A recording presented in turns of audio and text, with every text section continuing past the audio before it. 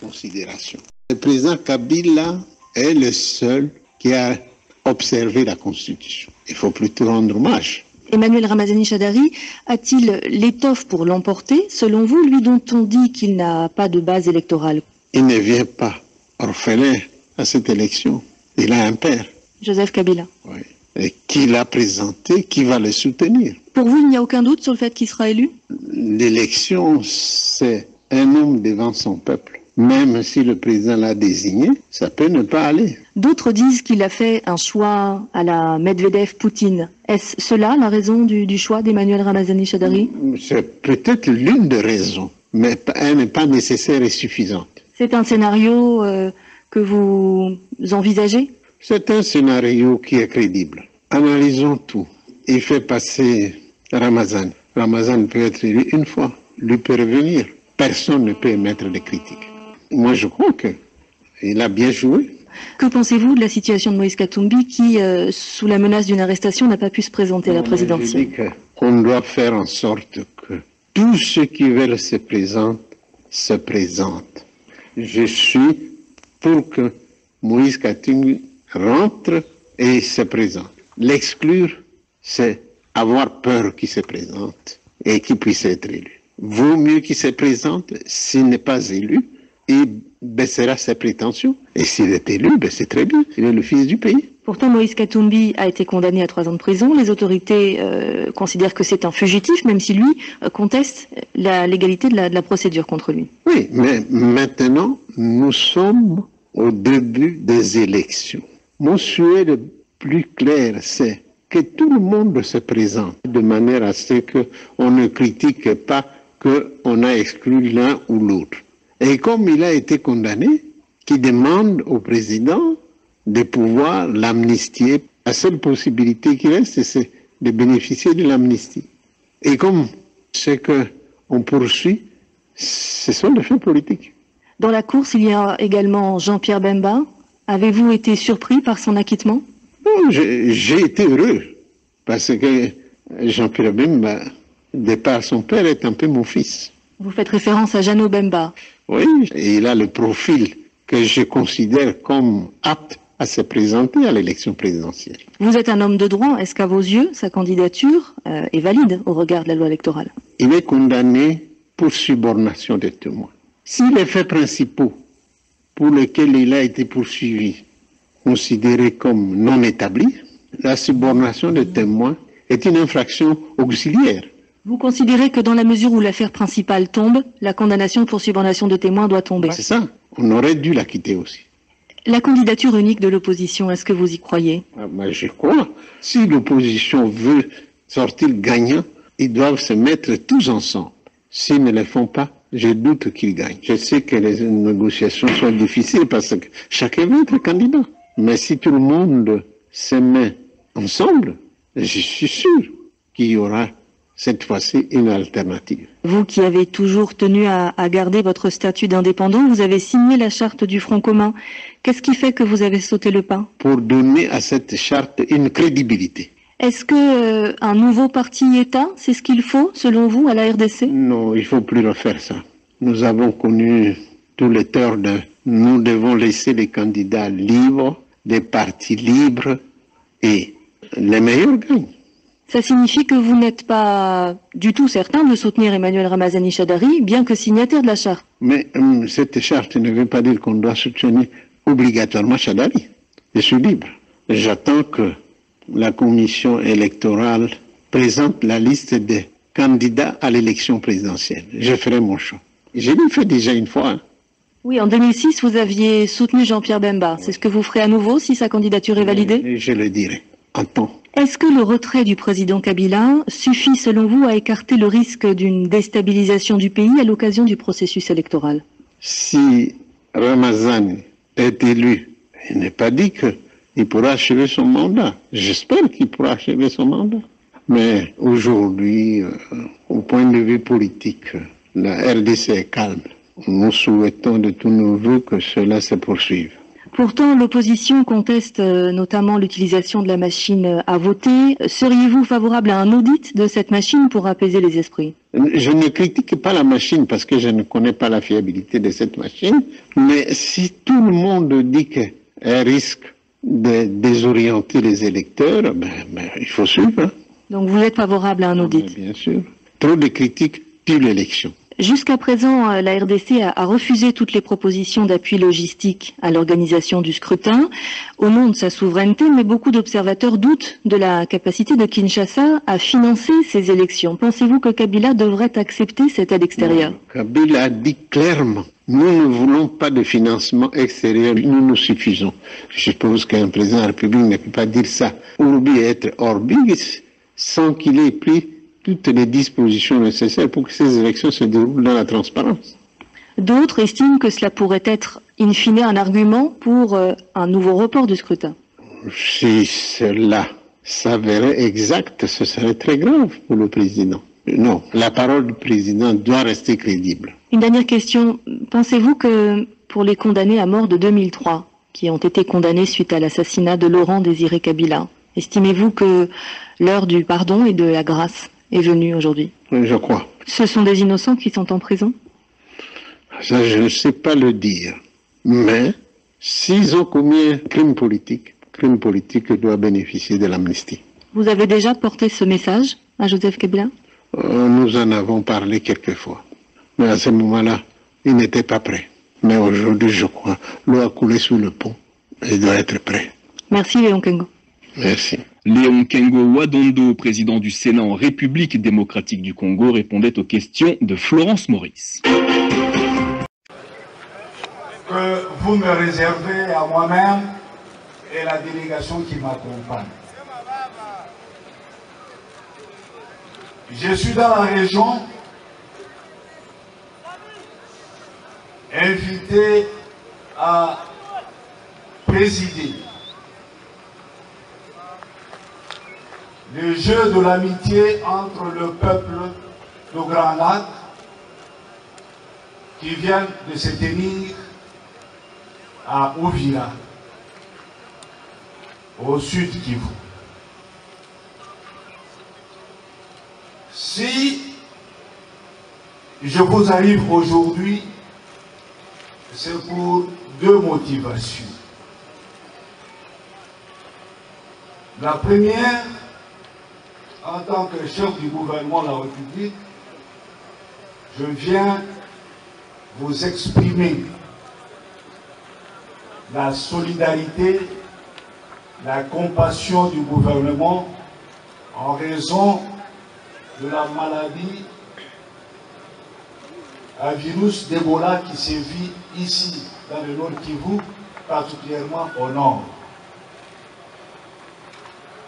Je viens donc vous dire que aussi bien le gouvernement central, le gouvernement provincial, nous avons pris toutes les mesures pour apporter une riposte appropriée à Ebola.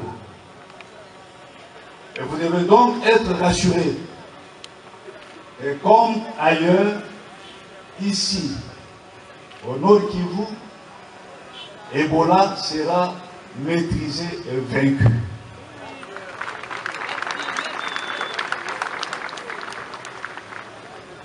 Nous sommes habitués de cette pathologie. Elle sévit de temps à autre dans une ou l'autre province de notre pays. Mais nous avons des médecins bien formés. Nous avons les équipements adéquats. Et donc, vous devez être rassurés que Ebola passera et la province du Nord Kivu restera debout.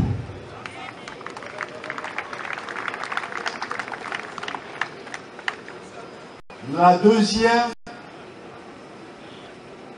je suis ici, comme on vient de vous le dire, pour lancer les travaux de modernisation du stade de l'unité, le stade Moumoudla.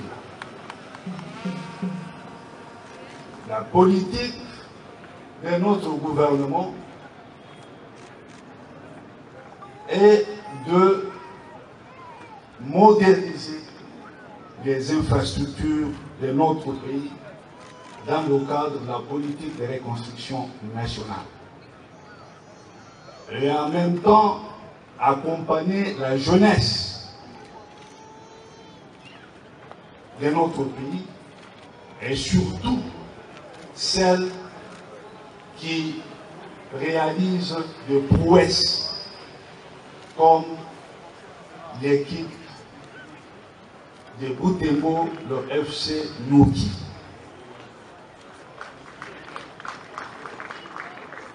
On vient de le rappeler ici, le FC Nouki a gagné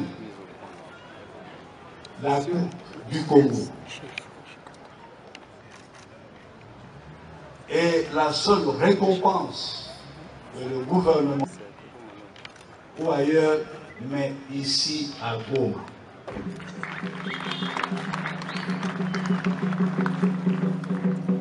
Et comme vous l'avez sûrement appris, le gouvernement a, en dehors d'une notable prime qui a été remise à l'équipe, le gouvernement a décidé accompagné par la prise en charge totale de sa participation au match de la Confédération africaine.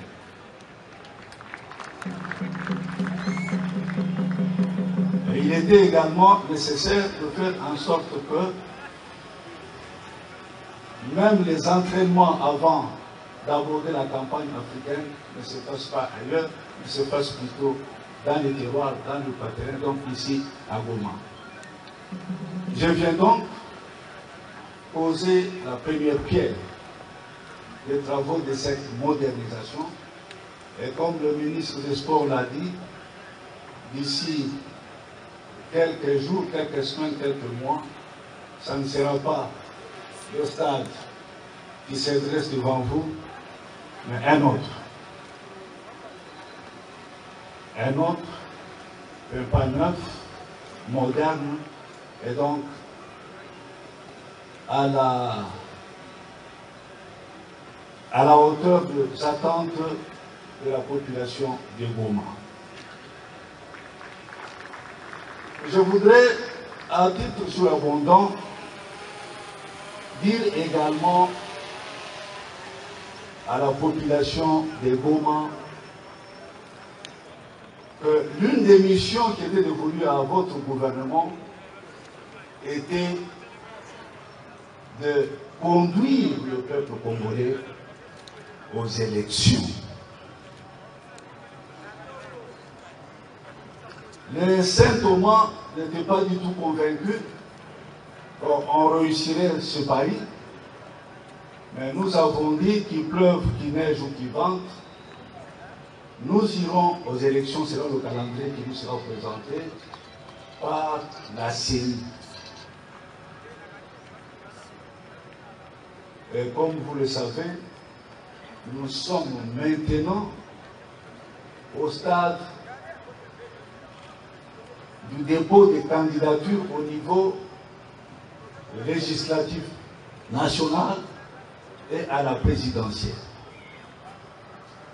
Je lance donc un appel citoyen, un appel pathétique à l'ensemble de la population du Nord Kivu de soutenir le processus électoral en cours. Ce processus va nous permettre de consolider la stabilité de notre pays.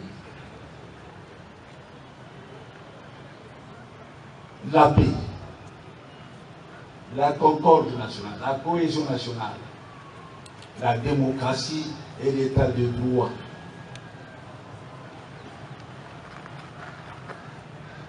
Certaines personnes mal intentionnées n'ont jamais cru un seul instant que le président de la République allait respecter la constitution de notre pays.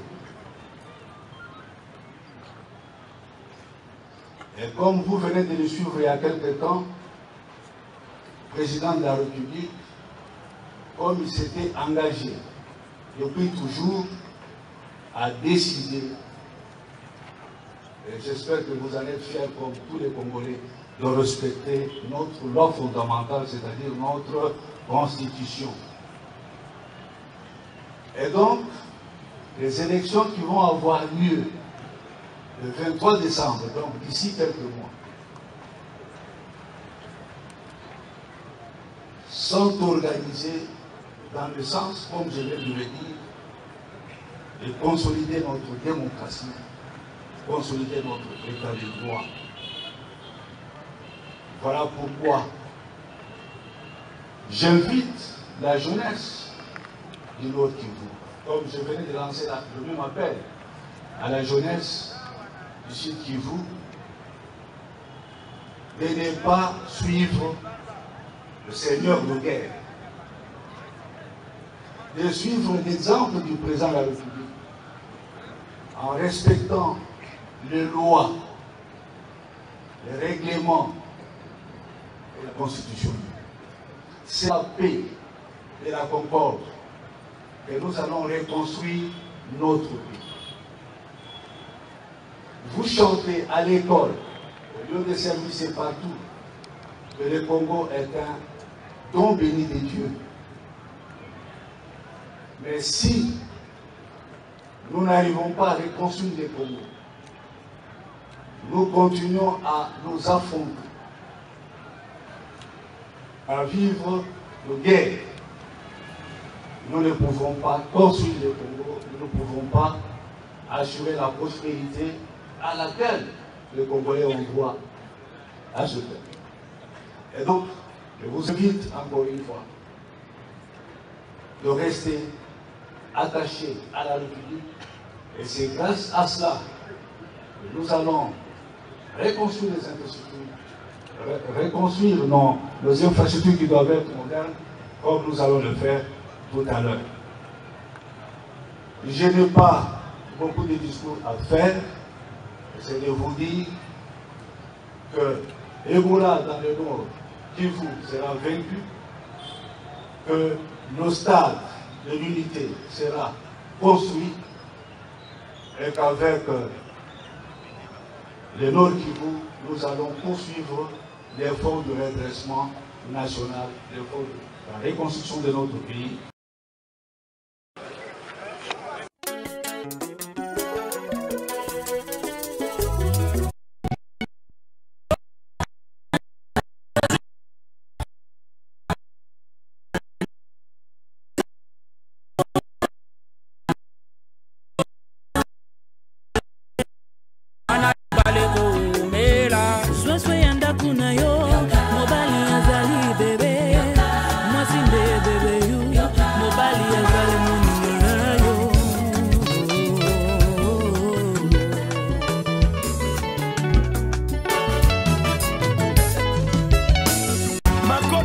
Ndako ya libala pona kopusa mosusu mosika na la vie bayaka kobebisa tie yoka tolie ya Zambe ya groupe Soleil de Gloire Moya Kembo ebimi pona moto nyonso libaleza sale d'attente tozozela kozonga na Yesu mama na ngai olibalo yo euti na Nzambe esheke koyate soki boza na bolingo bakoko kosimba bango na maboko liboso olibalo yo euti na Nzambe banguna na sonie tokosimba bakoko tokokende liboso soki toza na bolingo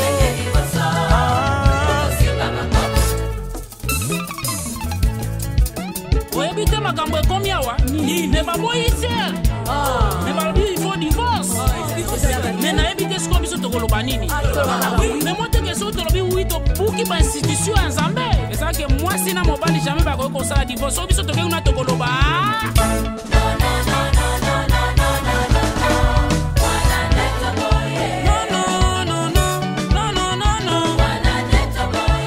Toboyi divorce na libalo yo.